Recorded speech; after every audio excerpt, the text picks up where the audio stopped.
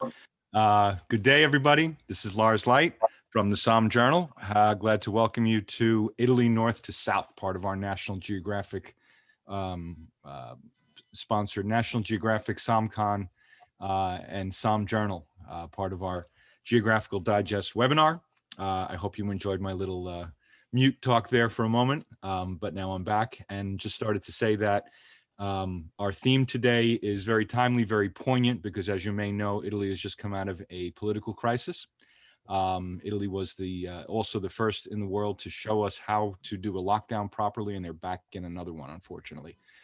They have some vaccine challenges, so our thoughts and prayers are with Italy. God bless Italia, and we're all behind you. And also, speaking of sad notes, I also wanted to mark the passing of Dante Rivetti, famous Barbaresco producer known for his Brico di Neve Barbaresco.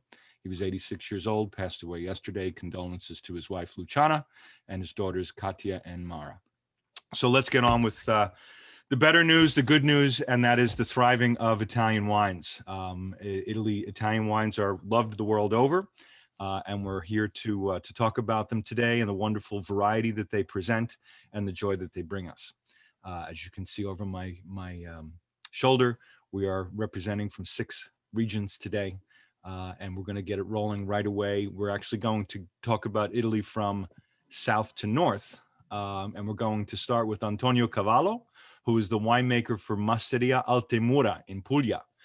He's going to be showing us his Primitivo and also his Fiano. He is a native of Puglia. He grew up actually right near the winery, though he went to school up in Bologna, studied agriculture with a thesis on viticulture. He worked in the Veneto and Emilia Romagna before returning to his roots.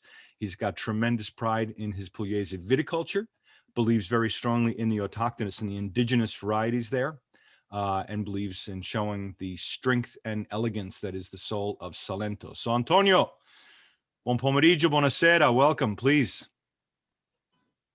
Get us started. Buon pomeriggio a tutti. Welcome everybody. So,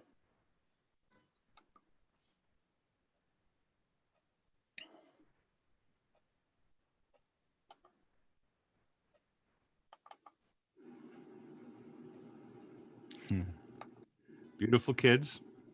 it's okay. All right. Okay. So, I speak about the south of Italy. Masseria Altemura is an estate in south of Italy, in Puglia, in the booth of the Hills. And the property is the Zorin family that from 7 generations makes wines. Or the family has different estates from the north of Italy to the south, to the Sicily. And we are in the Salento Peninsula. Is between 2 seas, the Ionian Sea and the Adriatic Sea. In fact, Salento means between 2 seas. And our population is called Salentini from the name of the region. And here we start to grow vineyard since Roman period. In fact, you can find also in the Virgilio Aeneid that they speak about the Apulian wines. And in this, near to us, we have a big castle made by Federico II of Sweden that is very famous here. We are in one of the hottest area of Italy because it's very hot, mostly in the summer, and but there is always wind, so it's very simple to grow vineyard, because even if we are near the sea, sometimes can be humid, but we have everyday wind, so it's very clear. We have a lot of light that helps the vineyard to grow, and most important is the reflection of the sun to the rocks, because we have a lot of rocks on the soil that enhance the color of the red grape, and helps the ripening of the white, and the rocks helps also the minerality and the salinity of the wines. today the Masseria is 270 hectares, of which 130 of vineyard, and the rest is olive trees. And we have also the new winery and the old Masseria that is made 400 years ago. You can see here that the kind of soil that we are rich in calcareous stones that helps the roots to go down. And this is very important because when it's very hot in the summer, the roots of the vines are under the stones, so they are safe from the warm temperature that you can have outside. This is good for the white because helps to preserve the freshness of the grape, and so also of the wine. And it's very good for the red because there is more reflection of the sun that helps the color, mostly of Primitivo and also of Negramaro, to be very, very intense in color. And you can find also at the end on the wines that we produce. We have not only Primitivo, but also Fiano, that are the two wines that I will speak about today. But we grow also Negramaro and Aglianico and Falanghina, all indigenous varieties that you can find all over Puglia, and mostly Negramaro and Primitivo in this area. That in fact we are in the area of Manduria, Primitivo di Manduria. You can see here the old Masseria. We have a little chapel with some fresco that we restored nearly 10 years ago. And so you can see also the tower, because we have a tower that they used to grow pigeons to send messages from one Masseria to another to defend the castle made by Federico. Here you can see the new winery we built nearly 10 years ago with our natural materials, and because we want to make a new winery that was similar to the old Masseria. And you can see also that we age the wines with the French oak, the small barrels, and the big one, they are Slavonian oak. In the big one, we age mostly Primitivo and Negramaro. In the small one, we age Aglianico because it's very rich in tannins, so we need more oak to age this kind of wine. This is our team. You can see on the left Marco, who is the enologist, who helps me, and Giulia, the hospitality manager, and then Patrizia, that is in the office, and on the right, Elisa, the chef that you can find here, because we also make some wine tasting. We can make food, typical food, and we use only products that we have here around, sometimes that we grow also in Masseria. You can see here that we are all surrounded by olive trees, because this is also a very important region for the olive oil, and it's a very typical to grow, and you can find all around vineyard and olive trees that are the plant that we grow all year in Puglia. This is Fiano, is one of the white wines that we make here. Fiano is a very important indigenous variety. It's one of the white wines that we make and that you can find in this area. It's not simple to grow a white wine here because it's very warm, but because of the kind of soil and the kind of soil with the red clay and also the calcareous stone, for us is a little bit better because the vines, they didn't suffer too much. We harvest by machine in the end of August because we don't want acidity go down too fast. And when we we harvest is normally is in the night because we want to preserve the freshness of the grape and also the minerality. And we harvest by machine because we want to be fast, and we go directly in the press. The time the press is full, we crash, and we go to make fermentation. Fermentation is made between 15 and 18 Celsius degrees, just 1 week normally, and we finish. And at the moment that we have in this moment the wine, we go in the silence tank for 6 or 7 months, and then normally in March we go in the bottle. It's a very intense bouquet of this in this wine because it's very elegant. There are a lot of notes of citrus and green melon, and also you can feel not only in the smell but also when you taste the wine, the almond that is typical of Fiano. A 2 minuti, Antonio. So, yes.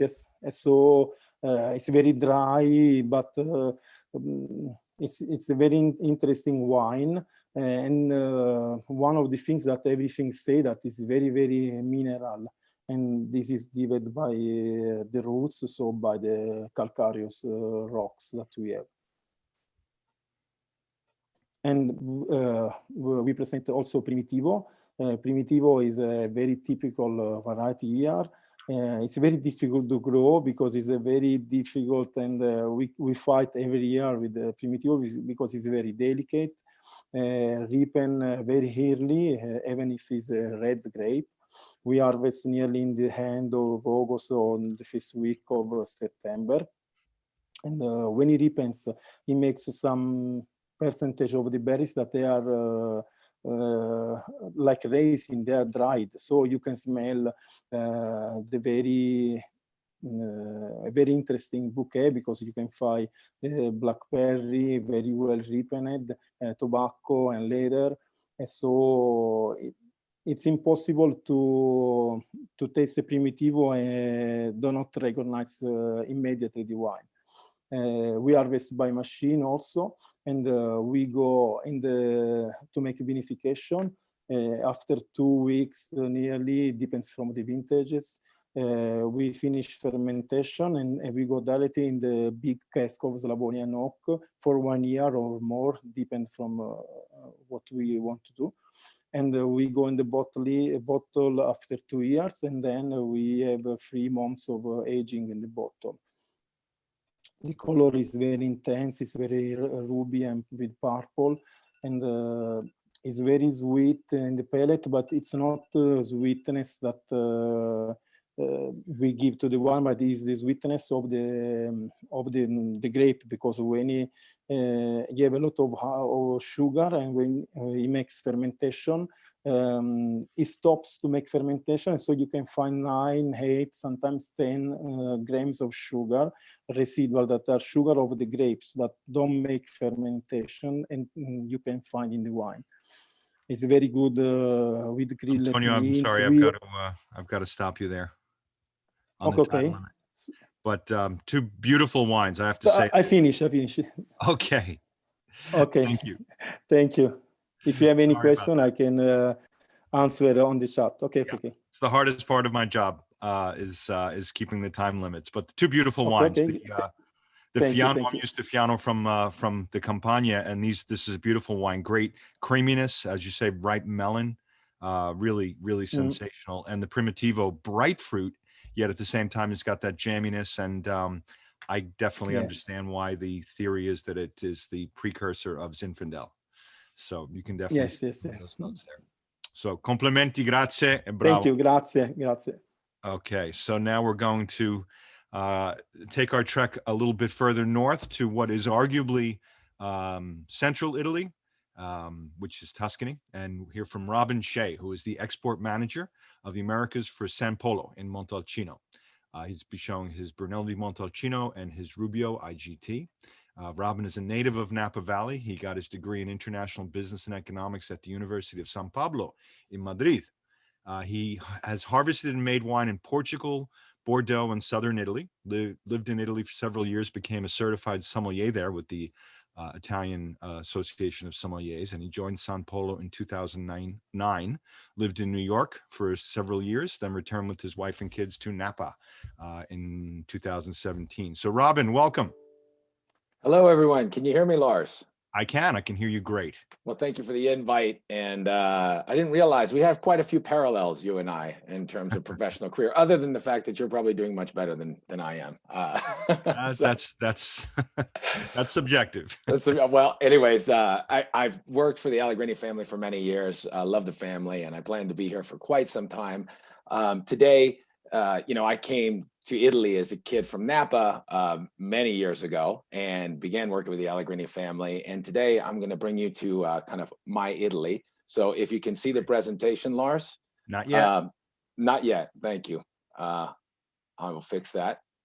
So indeed, I have a presentation, and the point here for me was to kind of show everybody what my experience was in terms of, arriving as a kid from Napa Valley in Italy. And I just, you behold the greatness of Montalcino.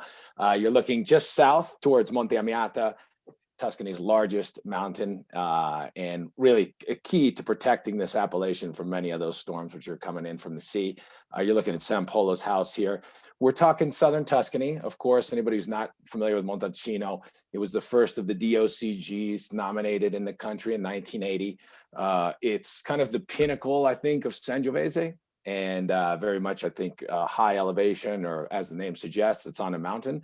Montalcino was a place where Marilisa, the sixth generation of the Allegrini family, invested in 2007 in order to assure that the seventh generation of Allegrini, or the female hereditary line, her daughters, would have a place to express themselves enologically if they should so choose. At that time, Carlotta, who is on the right of Marilisa here, was pursuing a degree in medicine and is a certified MD, and Caterina on her left is a PhD candidate. So they both have had experience outside of the wine world and are now come back in full force to Montalcino and San Polo, and Caterina is actually the CEO. So I'm presenting to you very much, I think, the seventh generation's view of Montalcino and viticulture in general. So these are some of the things that they've brought to this beautiful appellation. Sangiovese, of course, mandatory requirement by the appellation, 100%, locally known as Brunello. Brunello actually refers to Sangiovese Grosso, which is a biotype. It's not mandatory in the appellation, Sangiovese is, but we choose to work with Sangiovese Grosso precisely because of where we are in the appellation. So when you're up high, and you're in these poor soils of the upper elevations of Montalcino, the soils don't have a lot of organic matter, so they lack in vigor. And this is a very vigorous variety.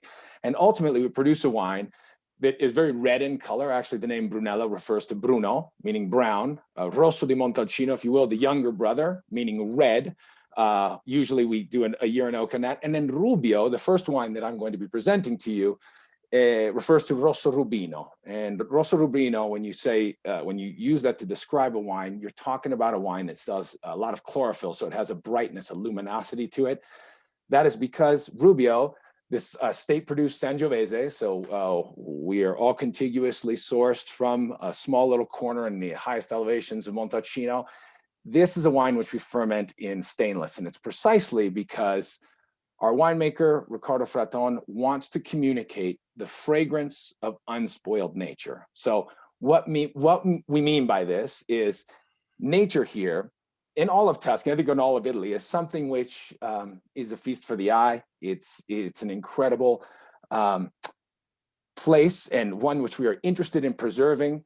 You can see this kind of tour of Tuscany. I don't probably need to convince anybody who's been, but this is a magical place. We love it. And this 12th century abbey is what we behold when we look out on the Valle di Sant'Antimo. And so the idea of preservation, I think, runs very deep, not only in Italy, but it's particularly at San Polo. So this first wine, Rubio, I like to talk about this wine to tell you how we make wine. And much of that you can see on the back label. So there's a series of certifications that you'll see. Casa Clima is a sustainability certification, which is a 360-degree certification, which includes not only vineyard operations, but packaging, recycled glass, recycled lightweight glass, even down to the cork and capsule are made from recycled materials, which is a very innovative approach. The wine is certified organic as well, and also certified vegan. So this is really Carlota and Caterina, I think the youngest generation, who have really given San Polo a push in this direction. And we talk about IGT or our Rubio in this way. It's an early release wine. It helps us get cash flow and pay our vineyard workers, because precisely when you make Brunello, you have a mandatory period of aging, which is among the longest in Italy. So Brunello Reserva is actually the longest, 5 years mandatory aging before release. At the end of the day, you will have an evolved wine. What we have with Rubio is something which communicates our values, this unspoiled fragrance of nature, I think is what Ricardo says. Sustainable ecosystem, organics, biodiversity. These are the principles with which we make our wines. And when you taste Rubio, you'll notice a very fresh, kind of a bright quality. It's because we cultivate at 450 meters above sea level, so we're high up on the mountain. Montancino is quite a large DOCG. Like I say, it was the first registered in 1980.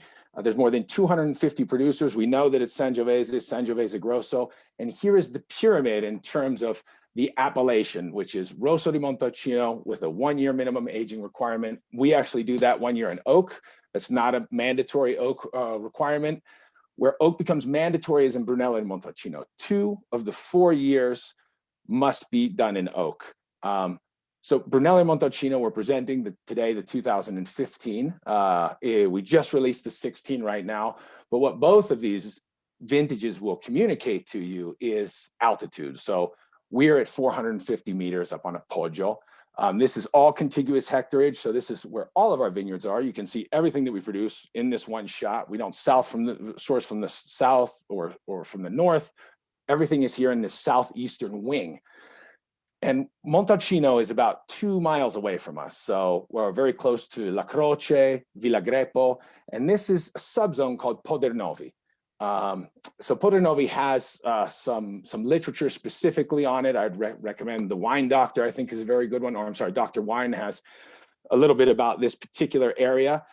He considers it kind of a subzone of great import along with Montosoli. A great article, which I'm referencing here, is Get in the Zone by Karen O'Keefe, talks about the subzones of Montancino. And this is important because Montancino ranges, of course, from 100 meters above sea level to 570. So you can see where we're located. And what I'd like to highlight in this map here is kind of where some of the lower elevations are and where we really start to gain elevation. So that dark circle right there, that's what I call kind of the high ground. You can see the concentration of historic producers there. That's usually above 350 meters above sea level. We get into what I call the mid-mountain, and Karen O'Keefe does this so much better than I do. So please, this is very, very kind of rudimentary. But this is kind of mid-mountain where you start to get a wonderful combination of that floral, mineral, and high-tone note of Montancino and some of the more warm, ripe, jammy notes of what I call the lowlands, which is kind of this largest concentric circle. We produce at 451, you can see the difference in terms of maybe a wine grown in Paganico at 100 meters above sea level, maybe with a south-facing exposure as opposed to something grown at 450 with a west-facing exposure and everything in between. So Montancino is a diversity of soils and exposures. What we represent here are some of the oldest soils in the appellation. So these are the first which emerged from the sea, very high in calcium content, as I said, very low in vigor, because our natural grape variety, Brunello Montancino or Sangiovese Grosso, is vigorous, and you want to tame that vigor. All because what you're trying to express is your terroir. Your vigor being contained with exposures and a ventilated site will give you power, but elegance will always come through because of the minerality, because of the diurnal, nocturnal, daytime shifts. And this is what Ricardo talks about our Brunello. So this is the 2015 that we're presenting. Everything that we do for this Brunello, Ricardo is thinking about it when he wakes up in the morning. We have a single vineyard program. We even released a Reserva for the first time in a few years in 2015, but none of that gets done until this wine is right. And what Ricardo's wanting to communicate here, despite the fact that we have to do over 2 years, that he does over 2 years in oak, is these vessels here They're from Slavonia, they're from Austria, generally speaking. But these vessels should not play a role in your tasting of the wine. Our terroir should. And so when he talks about power and elegance, I think what he's reflecting as well is the power and elegance of the 6th and 7th generation, that female hereditary line, Marilisa, who's broken a number of glass ceilings herself in the industry, Carlotta and Caterina, who are poised to do so. I'd like to invite everybody to come down and see it and touch it and taste it for themselves. This is the guest house, and here's the view of Monte Amiata from the tasting room. Thank you, and if you have any questions, fire away. Wow, that was impressive, right down to the second. Thanks, Robin. That was great. There was you brought up an article that had been published on Montalcino by Karen. If there's a request, if you can put a link to that in the chat, if you have time between now and then, that'd be great, because that was a very cool map. And if you know anything about Montalcino, you know that it's tremendously variable. And that's why the whole discussion about subzones can be somewhat controversial. Where you stand on a matter depends on where you sit. I'm a big believer in subzones, but there's also a lot to be said for blending. I think the two can exist perfectly well together. I value both blends and specific zones just to be able to get a different idea. So thank you, Robin. So moving right along now, we're going to continue our trek north, and we're going to hear from Pietro Ratti, winemaker for Renato Ratti, his family company in Barolo. He's going to be showing us his 2017 Renato Ratti Conca Barolo. Pietro studied enology in Alba, came back from school, and unfortunately his father passed when he was fairly young. So Antonio quickly was immersed into the business, took over, and proved himself to be an exceptional vintner right away, and of course for the last 30 vintages, and a tremendous ambassador for Barolo, for the region, as well as for the specific zone of La Mura.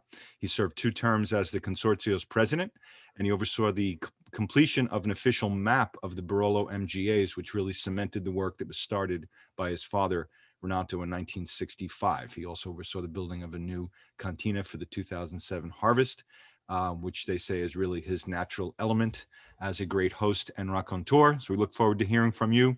Pietro, buongiorno, buonasera. Buongiorno, Lars. Good morning, everyone.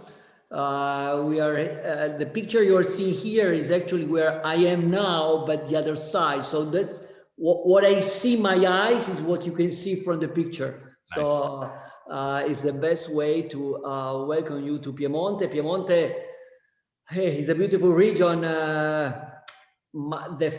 My family, my father, you can see here in this picture, Renato Ratti, he was from Piemonte. He was not from here, not from the Barolo region.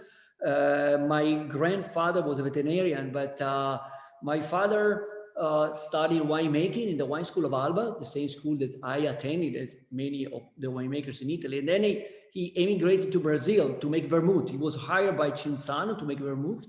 And it's a very incredible story, because he lived in Brazil for 10 years to make vermouth from 1955 to 1965. And then he came back because, of course, he had his dream, like everyone who goes to school here, the wine school. What's your dream? If you're from Piemonte, your dream is to make, of course, Barolo or Barbaresco, of course. And my father said, oh, I want to make a Barolo. So he came back in 65 and he purchased a small piece of land in La Morra. La Morra is you see here a beautiful picture that gives you the sense of La Morra. La Morra is the highest village in the Barolo zone. It's 500 meters, so 1,500 feet, so quite high.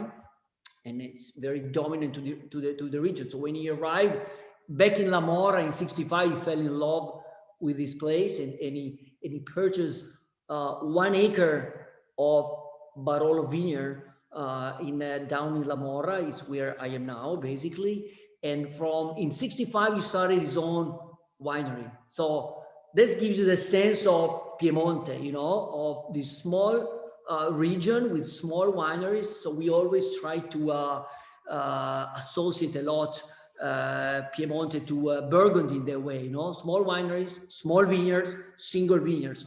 What my father did back in that time was not just to make a Barolo, but he introduced and leaded Barolo and Barbaresco regions to the single vineyards concept. Single vineyards was already used in the region, but the producer, they never put the name, they never kept the wine separately. They tend to mix it, to blend it, which is still today, as Lars, you were saying before, even in Barolo, Barbaresco, still a philosophy of winemaking, very respectful, very interesting, very good. So you can make blended Barolo, blended Barbaresco, as well as single vineyards.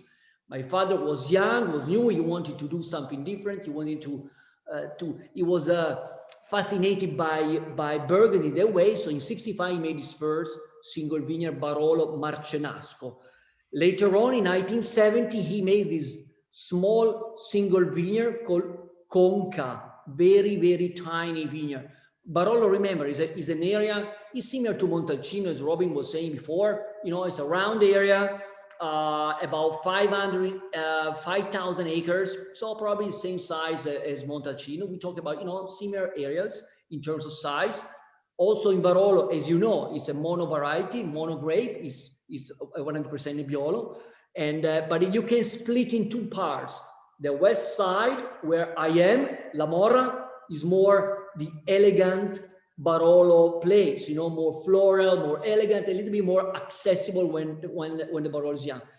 The eastern side, the other side, that includes villages as Monforte, Castiglione Faletto, and especially Serralunga d'Alba. Of course, the soil is a little bit different, it's a little bit quite different from here. And the Barolo there is more austere, more tannic, more powerful. Barolo that needs a little bit more time, and it gets more to spicy notes. While again, La Morra, Barolo villages tends more to floral notes like violet, or rose, which is typical in my Barolo as well, no? Because you find it the same in the Conca wine.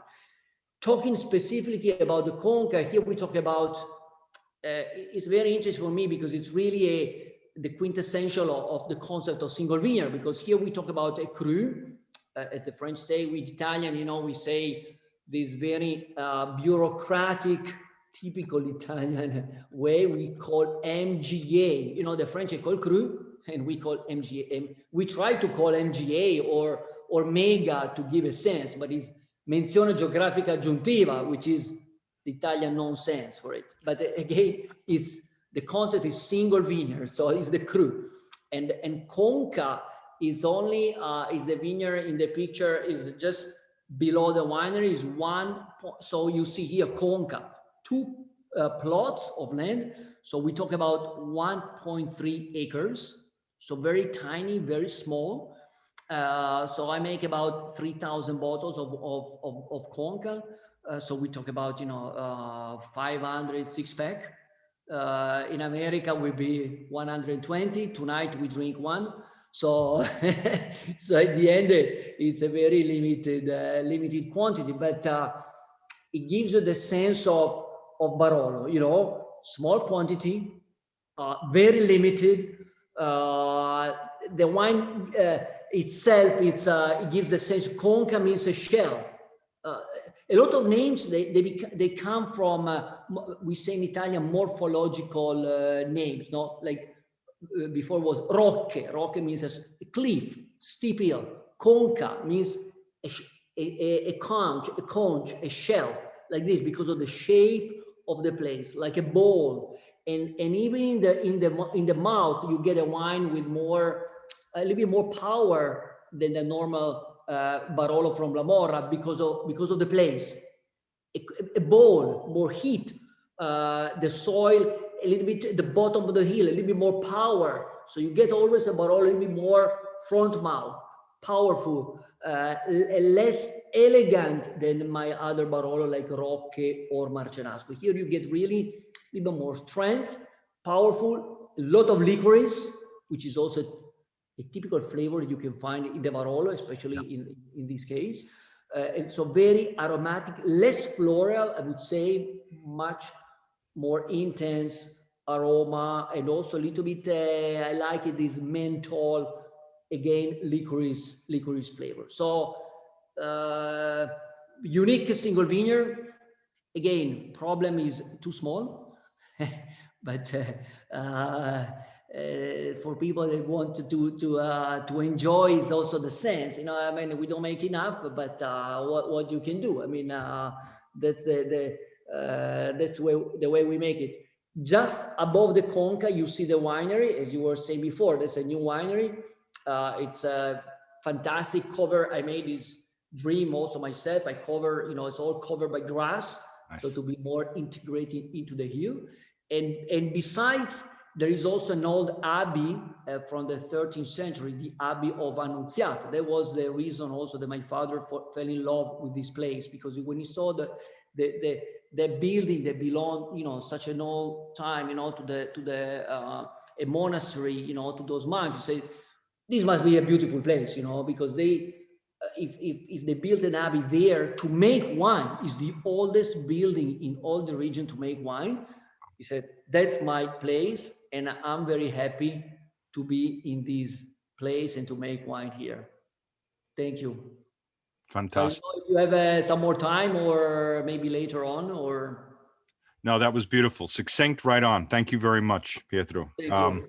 I have to say, just, you know, to go back for a second, Robin, that drinking the Rubio is literally like drinking rubies, just beautiful, bright fruit, fresh.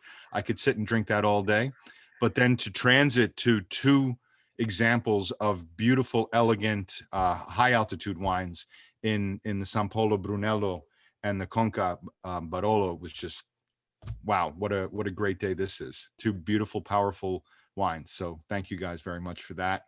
And we're going to continue with this theme of great, powerful wines, and go from Northwest Italy to Northeast Italy and speak with my friend Raffaele Boscaini, who is marketing director for Sergo Alighieri. And he's presenting his Vaio Armaion. It doesn't sound like a dyslexic person reading Amarone, but he's going to tell us more about that. Raffaele is the 7th generation of his Venetian winemaking in his family. He studied land surveying and then went to took his WSET in the UK and worked in the trade there. If anybody is familiar with the wine and spirits trade in the UK, he should have gotten combat pay for that. And he's been another tremendous ambassador for his brand around the world, as has his father, Sandro Boscaini, and membership on many boards in the wine industry and doing wonderful things. So Raffaele, welcome.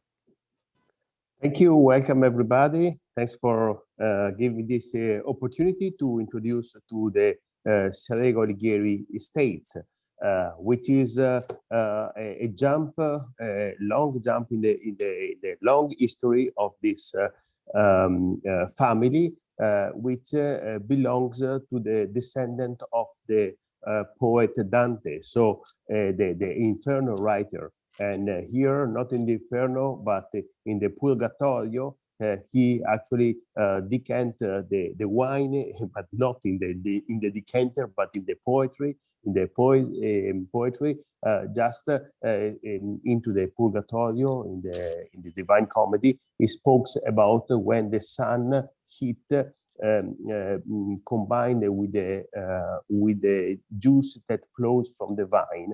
So the miracle of the wine is described even into the Divine Comedy. So going over, so is a divine story. So is the story of Dante's son, Pietro Alighieri, that in 1353, when his father was exiled by Florence, and he was into the Valpolicella area in Verona, hosted by the local family, when the son Pietro, of course, in 1353 decided to stop into the area and to purchase the estate that nowadays belongs to the family that we see in the next slide. So this family, the Sergo Alighieri family, made now after 21 generation still live in the estate, still own and live in the estate, and make in the 70s this agreement with my father, with the owner of Masi Agricola, this agreement for to have technical support and distribution worldwide. So since that in 1973, Masi is responsible of let's say give an eye, a support, a technical support to the Sedegolichieri family. For this reason, Masi provides a technician, Andrea Tella, coming out of the Masi technical team in order to take in care of the vinification of this wine.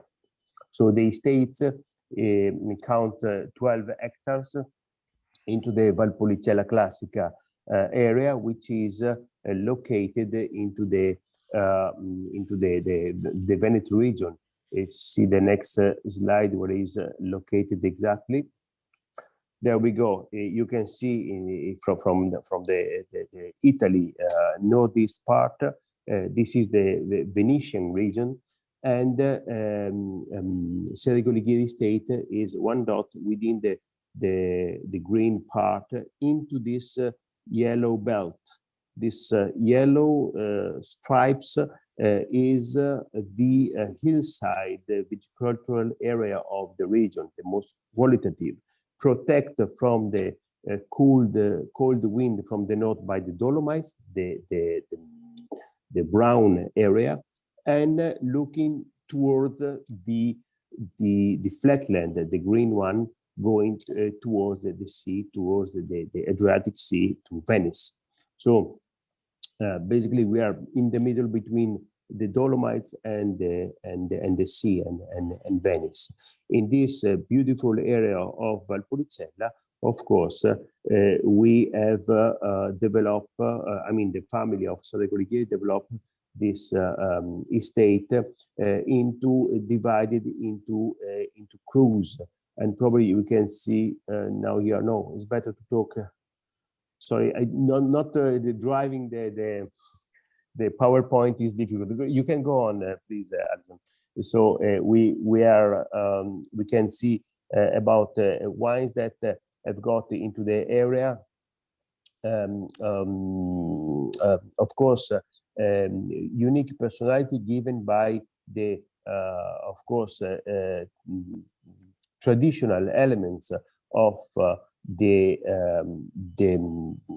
area, such the grape varieties and so on, but even, of course, the technique that in the case of the Valpolicella wines is the appassimento technique, the key factor for to make an Amarone. Please go on to the next.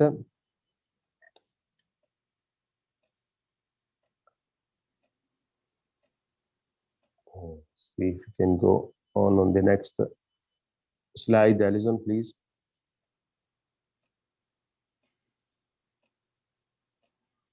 I still see the same. Okay, now, okay. So, of course, grape varieties make a difference, but as a tradition of the family, even the aging in cherry wood cask is really a very interesting thing.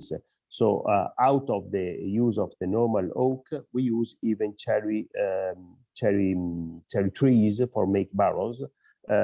Since actually cherry used to be one of the largest crop just after the vineyards. One, please.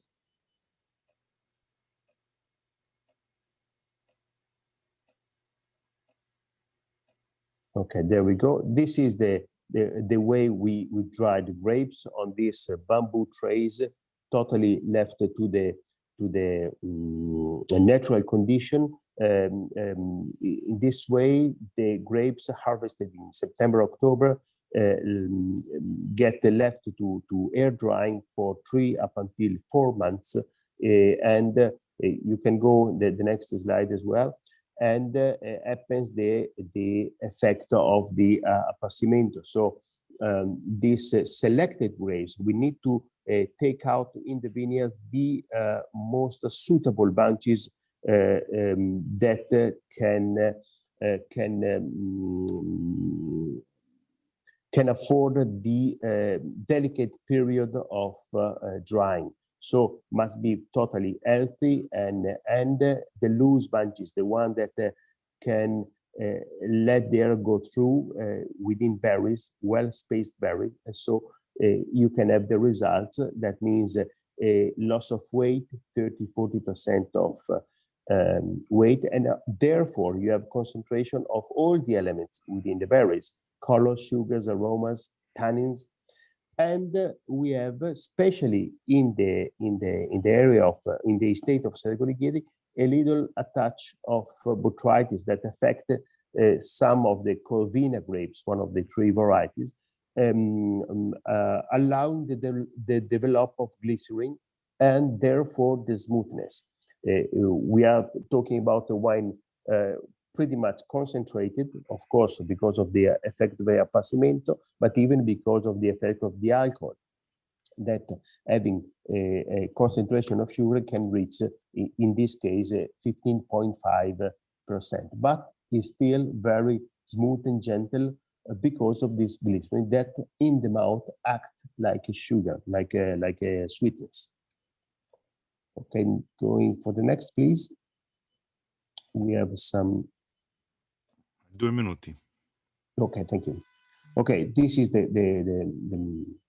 estate from the top. You can see the 3 crews, Casal dei Ronchi, Monte Piazza, and Vermont, but we are talking about the Valle Marron today. So please, Alison, if you can go to the slide of the wine itself. And the Valle Marron, of course, is the flagship of this winery, of the Serra Goligheri winery, because it's an Amarone, so means the most important wine into the area, made out totally with these dried grapes and with this 4 months spent into cherry wood cask. Is a tradition of the family that means a signature into the wine. Cherry cask allows a higher oxygenation into the wine. Therefore, that's why just 4 months. Otherwise, you can go in oxidation if we don't want it. But this hyper-oxygenation give a character to this wine to be, even when young, a little bit more developed. A sort of baby that is already adult when it's born. So a lot of structure, a lot of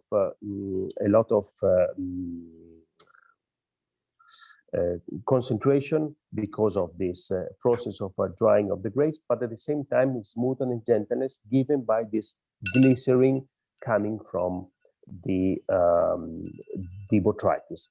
So an Amarone with the capital letter. Thanks for your attention, and I hope you enjoy the Valle Marron. Thank you. Thank you, Raffaele. A note on the cherries, as we just had a question that came in, I think, as the same time you said that is it a relatively new development? And no, it's been around for a long time because of the predominance of cherry trees in the area. Correct. And I've always found it interesting that for one of the descriptors, you and I have had discussions about varietal typicity many times. And I've always found it interesting that one of the descriptors for Valpolicella is that little bit of a cherry flavor to it, which almost seems magical that it's there. Absolutely. But this is a beautiful wine. And we also talked about how wine should have a sense of purpose. And this wine is beautiful. It's not over extracted as some Amarones can be. It's got great structure. It's got vinosity, which is really, I created that English word out of the Italian word vinosità. But it really is a beautiful wine, great structure, great varietal typicity. Complimenti. Thank you. Thank you. Okay. So now we're going to stay in the Veneto region. And we're going to go to, I mentioned before about how Italian wines bring us joy. And I think one of the wines that brings us the most joy is Prosecco. Prosecco always brings a smile to people's faces. And with us to talk Prosecco is Murphy Pern, who is the wine experience manager for Weed Cellars. And she's going to talk to us about her Friuli Prosecco and her sparkling rosé. Murphy has her WSET 3 third degree in wines, and she joined Weed Cellars last February, auspicious time. challenging time, but I know she's up to the challenge of it. She teaches educational workshops and offers wine education courses in English and Mandarin Chinese. Also does some wine tutorial videos for WikiHouse. We've got a great teacher with us. Murphy, welcome. Hi. Okay. All right. Let's get to sharing the screen. All right. Can everyone see my presentation? Yes. Wonderful. Okay, so let's get started. Thank you for that wonderful introduction. So I wanted to dive into Wheat Cellars as well as our winery. So our winery is actually located in Friuli, and we have a long-standing tradition of winemaking, nearly 100 years long, actually. So if you take a look at the photo on the right, you'll see our winery in 1931 when it was founded, and you'll see our winery nowadays, and it's actually the same wall, you can tell. So there's a long-standing tradition where we come from. All right, so it was founded with 70 members, and of these 70 members, one of them was actually our team member, Gary Radin's father. And so we're very proud to have this internal connection with our winery. Since the beginning, we've always cultivated native grape varieties with a focus on Galera, which is the grape variety used to produce Prosecco. And what's special about our cooperative? Well, we have really high standards for making delicious grapes. And so we actually evaluate each of the batches of grapes coming in according to appearance, as well as temperature, as well as sugar content and weight. And because we have such clear evaluation processes, it really motivates each one of our members to make the best grapes they possibly can. And because we had quality grapes and we were producing quality wines, our winery was actually expanding at a quick rate until World War II. In World War II, there was some destruction that was done to our winery, so we actually had to completely rebuild it in 1945. But lucky for us, we were able to rebuild it back up, and in 1981, we expanded our sparkling wine facilities because we realized how big demand for Prosecco was, and we just knew that it was going to be even bigger in the decades to come. So then we shifted our focus really to sparkling wine production. Now we have 500 members of our cooperative running 115 hectares of land. All right, so let's move on. So our wine is classified Protected Geographic Designation, Prosecco DOC. So there are a couple of things that you have to do to be Prosecco DOC. One is to lie within 9 provinces of Friuli as well as Veneto. Okay, so if you take a look at our maps, you can see that we are between Pordenone and Udine, and that's where our vineyards lie.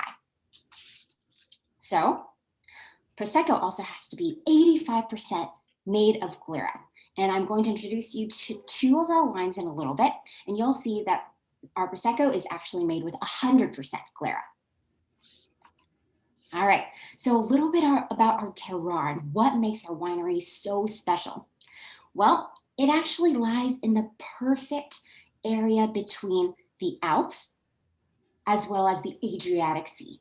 So when you take a look at the white kind of veiny areas up there, those are the Alps, and then we have the sea down there. So we get the Alps influences as well as the sea influences. So not only is it a beautiful place for vineyards, but it also has excellent growing conditions. And so what excellent growing conditions are we talking about?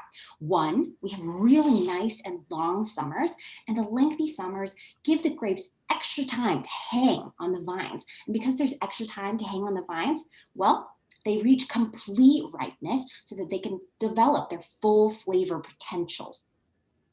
In addition, we have a nice diurnal range. So during the daytime, temperatures can reach up to 80 degrees Fahrenheit, but at nighttime, temperatures can drop to 40 degrees Fahrenheit. And because of this long diurnal range, the grapes are able to retain acidity so that it can still retain a lot of polish and not be overly ripe.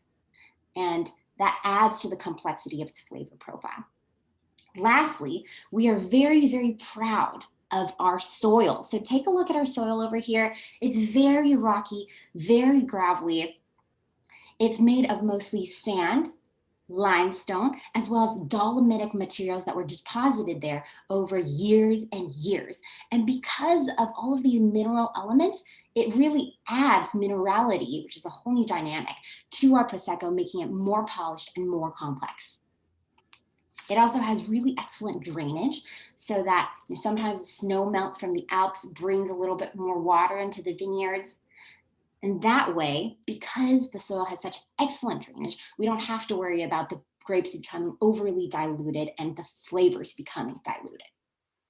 All right, so here's a photo of one of our vineyards, and there's something that I really want to point out. If you take a look at the vineyard, it's very, very green. So what does it take to make vineyards so green and look so natural? Well, it takes really good care of the vineyards. Sustainability is at the forefront of what we do here at Weed Cellars. So in regards to sustainability, we have technicians that walk each of our cooperative members through pruning to harvest, making sure that they're using the best sustainable processes during this time. And the technicians also teach each of our cooperative members how to reduce energy waste and reduce water usage, because those are two of the largest issues that sometimes owning wineries comes with. So we try our hardest to make sure that it's sustainable. And the cooperative method is actually really, really something that contributes to the sustainability of our vineyards, because the cooperative method, well, the farmers farm their own land. So there you go. They have their own motivation to make sure that their land is healthy for generations and generations, because oftentimes these lands are passed down to their future generations. So that's why they want to retain the health of our vineyards. And that's why we have these beautiful vineyards right here. All right, so today I want to focus on our two sparklers, Prosecco and our Prosecco Rosé. The previous iteration was our Italian sparkling rosé, and our Prosecco Rosé will be coming out very shortly. So in terms of our Prosecco, well, I've got it right here, and I hope that maybe a couple of you out there do as well. So I'm gonna pop it right open.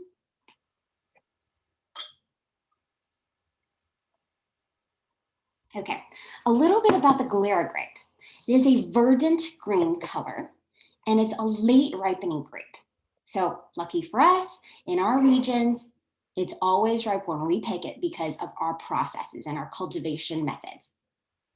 Okay, so let's go ahead and take a look at our Prosecco. Got a minute and a half left. Thank you. All right, so our Prosecco has fragrant notes: honeysuckle, apple, and a hint of biscuit. On the palate, very nice, creamy, excellent, persistent perlage. High acidity to balance everything out, medium body. And a smooth, lemony finish. Okay, moving on, we're going to be tasting our rosé as well.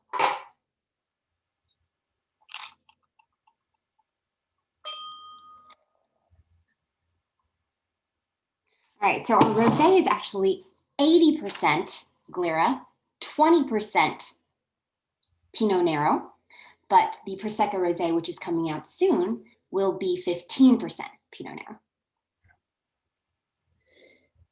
Nero. Very floral, violet notes, red berries, as well as stone fruit.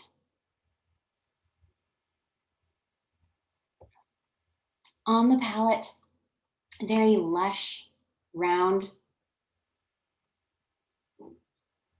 nice acidity, continuous red berry notes and raspberry notes. Overall, very fun and lively. This is a dry rosé. All right, well, thank you so much for this opportunity just to talk a little bit about Weed Cellars and introduce you to our delicious wines. Thanks, Murphy. Very well done. And again, right on time. Two very well-made wines, bone dry, delicious.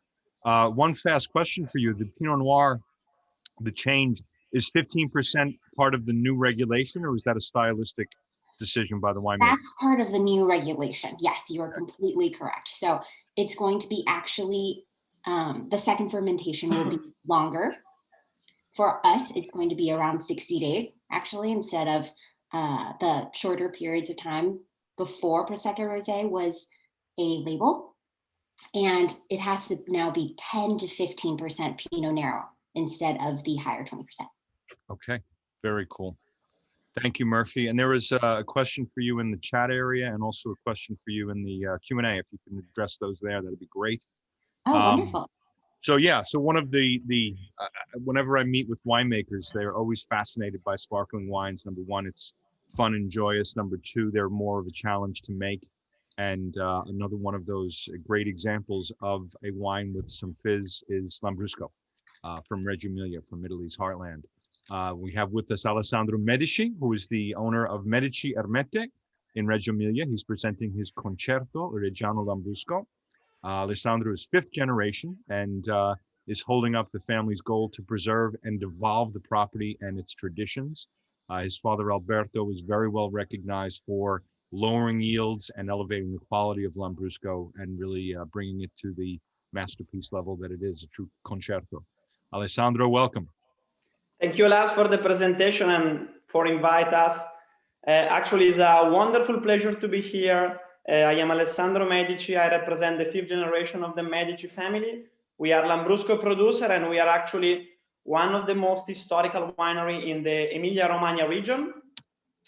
Our region is called Emilia Romagna, and is an area. Can you see my presentation? Yes, we can. We see your title sheet. Because I can go on. I don't know why.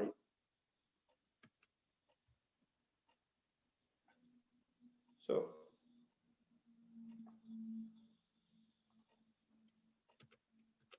I can move my presentation. I don't know why. Liam, any technical support? Okay. There we go. Great. Our region is called Emilia Romagna. If you see the left side of the screen, you can see the Italian map. Actually, the yellow part is called Emilia Romagna, and it's basically between three very important wine regions that we saw previously. So Piedmont, Veneto, and in the south, Tuscany. Our winery is located in the heart of the Emilia Romagna region, in the long yellow part in the city of Reggio Emilia. Actually, Reggio Emilia city and the Modena city are the heart of the production of the Lambrusco grape. Emilia Romagna is an area of art, creativity, technology. I'm sure you heard some brands like Ferrari, Maserati, Lamborghini. We are considered the Motor Valley, but we are very well known for food. Actually, we are called the Food Valley. Several charcuteries, fresh pasta, Parmigiano Reggiano cheese, balsamic vinegar, and several other food products are from our region. And I'm telling you this because for us, enogastronomy, food and wine are like a religion. And actually, we are one of the most fertile area in the whole world. We have an incredible heritage of biodiversity. You can see in this picture how our fields are composed. We have 63 different natural type of herbs per square meter. We didn't plant these herbs. They just grew up naturally. And this is wonderful just to understand how the biodiversity is so important in our land. In this picture, you can see how our land is composed. This is one of our 5 estates that my family owns. You can see that our vineyards, Lambrusco grape, is cultivated on flat lands, and like the 95% of the Lambrusco is cultivated on flat lands, but we have one of the variety of Lambrusco. Later I'm going to tell you which is this variety that can be cultivated on the hills.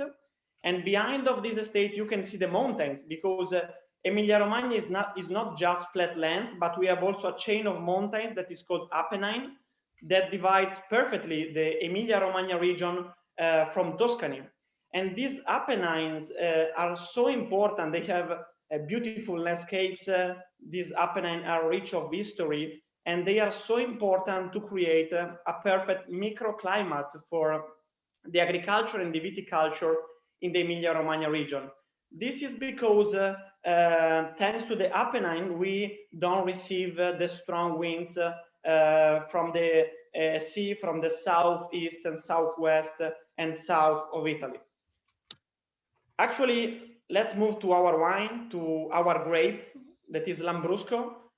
First of all, Lambrusco is the name of a grape. You know, some people unfortunately think that Lambrusco is the name of a style of production, is the name of a brand. We had a very long history. We have a long up and down history. I don't have the time today to explain the history, but actually Lambrusco is the name of a grape. And it's a very particular grape because in the Lambrusco grape, we have several varieties. And all these varieties have different names and different organoleptic characteristics. Actually, more than 100 years ago, in this land, in Emilia Romagna region, we had more than 56 varieties of Lambrusco. Nowadays, growers and producers have developed mainly 6 different Lambrusco varieties. You can read the names here. I'm going to focus just on the 3 most important varieties, starting from the Lambrusco Grasparossa. Actually, Lambrusco Grasparossa is the unique variety that can be cultivated on the hills. It's the most tannic variety of Lambrusco. It's an austere Lambrusco, I would say. Lambrusco Salamino, it's very rich of color. It has this dark red intense color, and I think it's the most balanced variety of Lambrusco. And then we move to the Lambrusco di Sorbara, that here in the list is the 4th Lambrusco. And Lambrusco di Sorbara is I would say, the most elegant variety of Lambrusco. It has this pale red, sort of rosé natural color, and it has a wonderful acidity. Just consider that Lambrusco di Sorbara in every single vintage has the same pH of the Champagne area. That's why Lambrusco di Sorbara goes so well with, for example, the traditional method or the perennial or ancestral method. So let's say, what is Lambrusco in 3 points? Lambrusco, first of all, as I just said, is a grape and can be produced with several varieties of Lambrusco grapes. With Lambrusco grape, we can get a red and sometimes a rosé with a shorter skin contact, sparkling wine. And Lambrusco wines can be produced with 3 different methods of production. The first and the most common, like the 97% of the production of Lambrusco, is made with Charmat method. So the second fermentation happens in the still tanks. That is between 1 and 5-6 months of second fermentation. The second method of production is the champenoise, or the traditional method. So the second fermentation happens for at least 1 year in the bottle. And usually we produce rosé Lambrusco with this method, and we get wonderful Lambrusco that can age for several years with a wonderful acidity. And the third method of production of Lambrusco is the ancestral method, or perennial. That is the original method of production of Lambrusco, and is basically very similar to the champenoise method. So the second fermentation happens in the bottle, but is a shorter fermentation between 2 and 6 months. But the producer at the end of the fermentation doesn't make any degorgement. So we sell this wine with the yeast and with the sediment inside of the bottle. Let's move to the final part, to the wine, Concerto. Concerto is actually our flagship wine. Concerto means concert. This is from an historical passion that we have for the music. From vintage 2020 became an organic wine because we have converted all our estates from a sustainable, not certified agriculture to a certified organic agriculture. And Concerto is made by 100% Lambrusco Salamino. Salamino is one of the 6 varieties of Lambrusco. It's called Salamino because the shape of the bench, it reminds along salami, along sausage. And Salamino has this beautiful, intense red color. It has this beautiful fruity aroma. And I think, and I would say, that is the most balanced variety of Lambrusco.